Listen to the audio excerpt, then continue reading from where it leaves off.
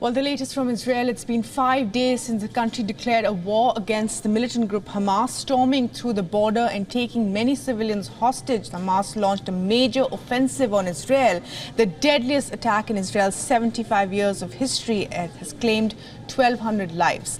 Most of these are unarmed civilians. Reports now suggest that in a town of Kibbutz, several families have been massacred, including children. After days of street battles, Israel says it has taken control of the southern part of its country. The Israeli Prime Minister says this is an attack whose savagery we have not seen since the Holocaust. The savage attacks that Hamas perpetrated against innocent Israelis are mind-boggling, slaughtering families in their homes, massacring hundreds of young people at an outdoor festival, kidnapping scores of women, children, and elderly, even Holocaust survivors. Meanwhile, people are protesting against and outside the Defense Ministry in Tel Aviv. The demonstrations are against Prime Minister Benjamin Netanyahu's government. They feel the country is in the wrong hands. This comes even as the UK's Foreign Minister James Cleverly is in Israel to show solidarity. Israel has been amassing its forces near the Gaza border. It includes tanks and other heavy armored vehicles. The Israeli army has even called its 300,000 reserve forces as a backup. Experts believe a possible ground invasion of Gaza is on the cards, but what could complicate the situation is the 150 hostages taken by Hamas. This includes Israelis along with foreign nationals.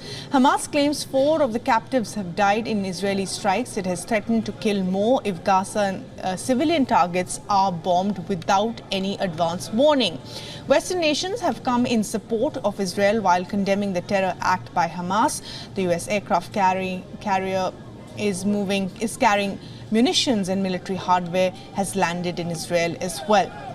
In retaliation, Israel has been pounding the Gaza Strip since the attack on Wednesday. Airstrikes have killed 30 in the region, according to officials.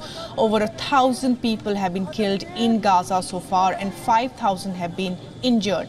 Bombs have struck Hamas-linked Islamic University, while at residential buildings, mosques, factories and shops have also been targeted. And according to the United Nations, over 260,000 residents of Gaza have fled their homes, declaring a total siege on the region. Israel has cut off food, fuel, electricity supply to the region. The threat of a humanitarian crisis is looming over the region. European Union has called for a humanitarian corridor so that some aid, including food supply, can reach the region. The Israeli army says fighter jets have also destroyed a Hamas anti-aircraft detection system and 80 Hamas targets, including 2 banks used to fund terrorism as well. Unrest has also flared up in the occupied West Bank, where 15 Palestinians have been killed since Saturday's protests. Protests have also been held in solidarity with the people in Gaza. While Israel battles Hamas at one front, another war front is opening up on the Lebanon border. Iran-backed Hezbollah, a militant group that has described Hamas's act as heroic, has been firing missiles on Israel. The move has triggered retaliatory airstrikes into southern Lebanon. Earlier this week, Israeli strikes killed 3 Hezbollah members. But what about the most important question of the ceasefire? As the war rages on, diplomacy is also continuing side by side.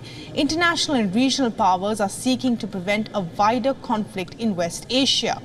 The U.S. Secretary of State Antony Blinken is expected to be in Israel on Thursday. China says it is seeking to work with Egypt to push both parties to cease fire and stop violence. Russia too has urged restraint for both sides. Moreover, the Arab League is meeting and is also expected to take place today to talk about the issue of a de-escalation.